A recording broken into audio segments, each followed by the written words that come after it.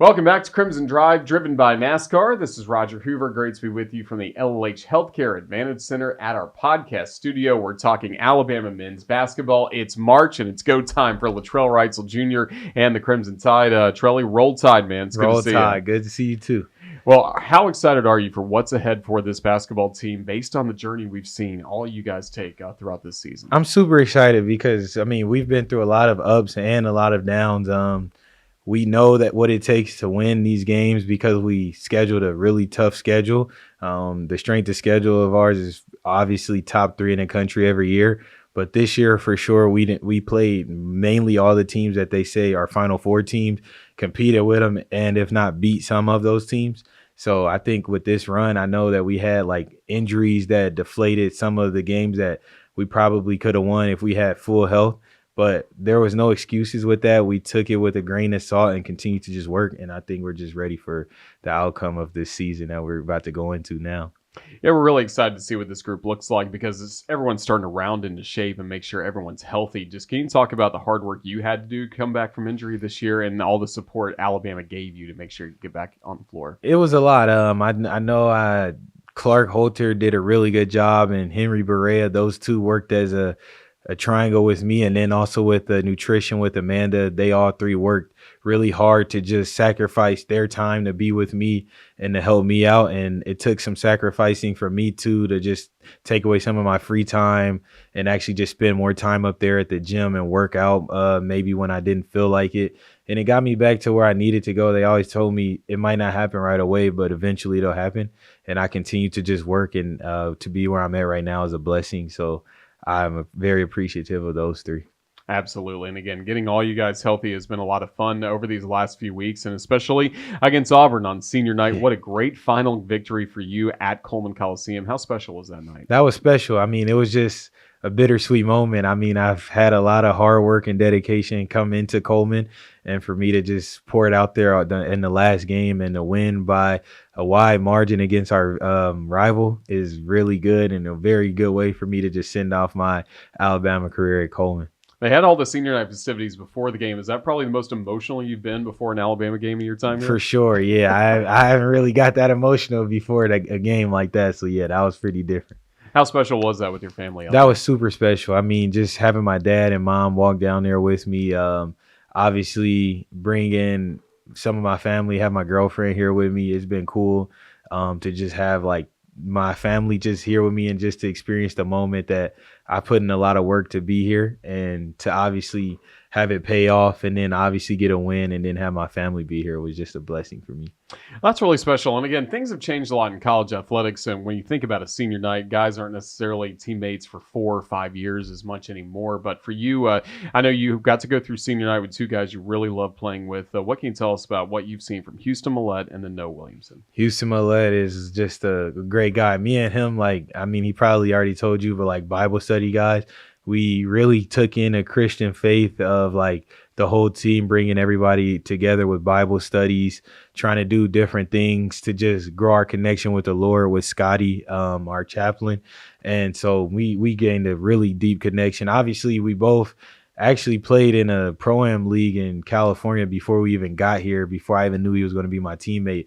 So we had a connection. But when he got here, we knew each other just because West Coast guys, and then being able to just find a deeper relationship with him has been really cool. And then Noah, like I took him on his visit when he came here. Me and Houston took him on a visit. So it's a surreal moment for us to all be leaving at the same time when we kind of brought him in as a recruit and for him to commit the same day. And I remember when we brought him, we were like, yeah, I think we really could use you. I think you're really a cool guy and helpful.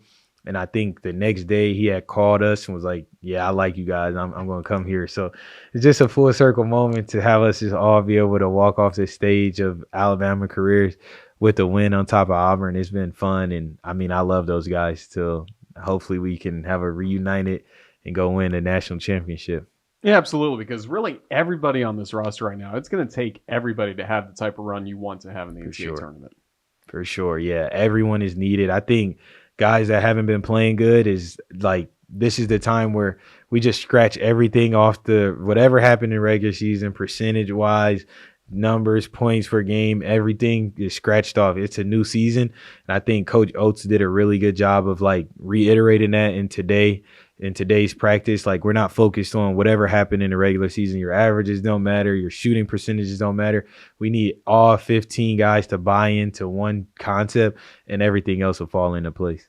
Well, you mentioned your faith just a moment ago, and I know you and Houston, really great teammates in that, sharing a lot of different Bible verses, things like that. But also that goes along with Nate Oates as well, right? I mean, you guys are constantly texting each other. Yes. Nate Oates always sends me, Coach always sends me like devotionals that he gets from someone that he gets it from, and he sends me a lot of different devotionals, a lot of verses that may afflict to adversity and stuff like that. And just if Scotty brings up a verse in our chaplain, he reiterates it and sends me something. Is like, we have one is Galatians 6:9 is, do not grow weary in doing good. At the proper time, you will reap a harvest for if you do not give up. And Coach Oates is constantly reminding me of that. Like, you didn't give up and you worked hard and you kept doing good. So obviously your harvest has come, but you still have to continue to do good. You don't give up on anything, no matter what the circumstance is. And I think he's instilled like a hard work into me that I can't not appreciate him for the rest of my life. Well, that's part of the culture of Alabama basketball, and somebody that had been part of it, again, not necessarily lining up with you as teammates originally, but someone that came back to the roster this year was Charles Bediako. What was the impact that Charles had on this team? He had a really good impact because he's super cool. He never came into the locker room and was like, yeah, I want this, this, and this. He always just came in and was like, I'm buying into whatever it is. And he's still around us to this day. He helps us out in practice.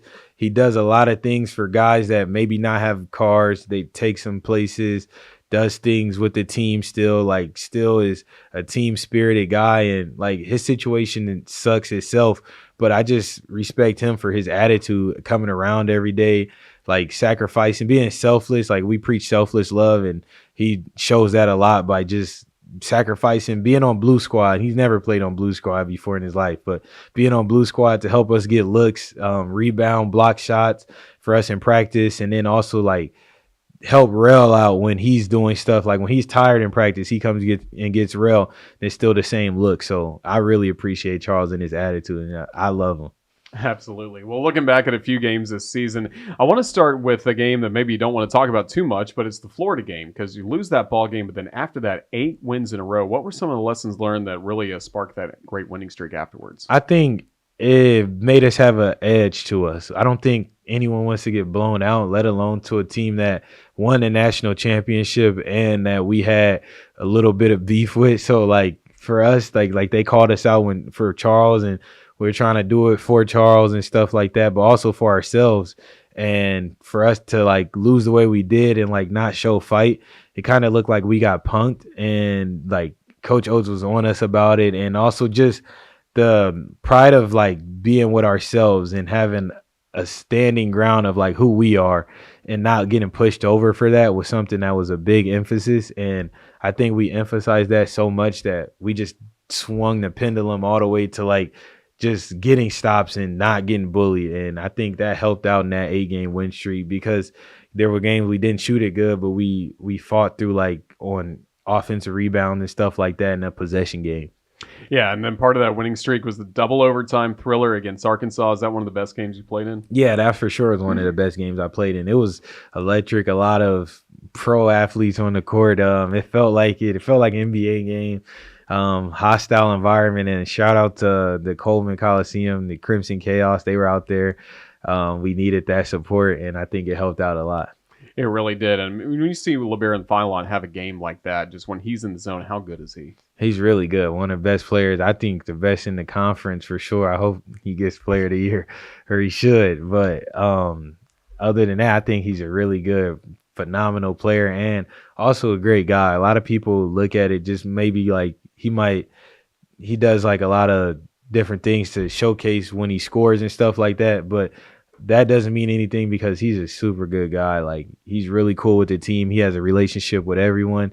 He sacrifices himself for the betterment of the team some games, most games, and then also he shows a lot of selfless love. Like, he's bringing people to practice. He's helping people out, like giving them mentorship, and then also like telling them the roles of like just the combine of what he went through last year. So being a good role model for the people to come is what he's been, and he's been a really good guy.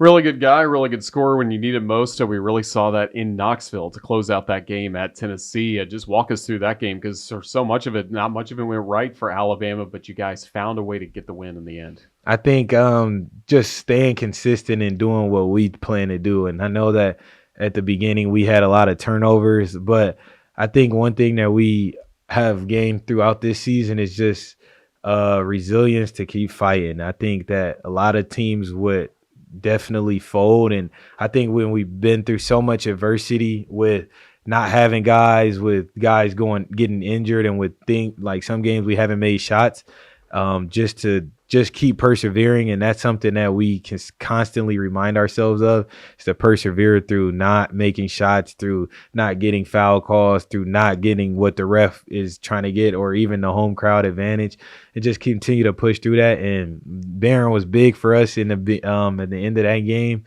And a lot of other guys, Biz hit a couple of big shots in that game too. So for those guys to just step up and help us out win that game was really big.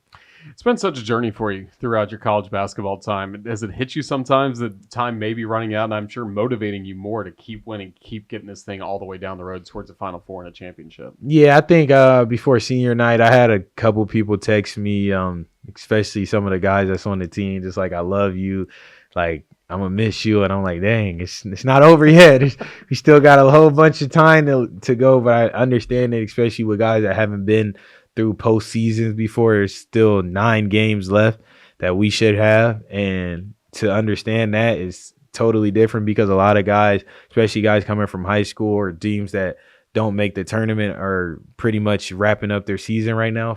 So it was surreal. It was like bittersweet for them to kind of text me that, and I kind of told them, like, yeah, we still got a couple games left. Like, it's not over till it's over. So yeah, it's definitely hit me like probably right before the senior night game, but I just wanted to keep it going. And I just, like, I know we take practice for granted, but I think that one thing that we say, and like the quote that we're probably going to continue to say right now, is we get to practice, and getting to practice is meaning we get another game. So hopefully we get to practice after the SEC tournament for a few weeks after that.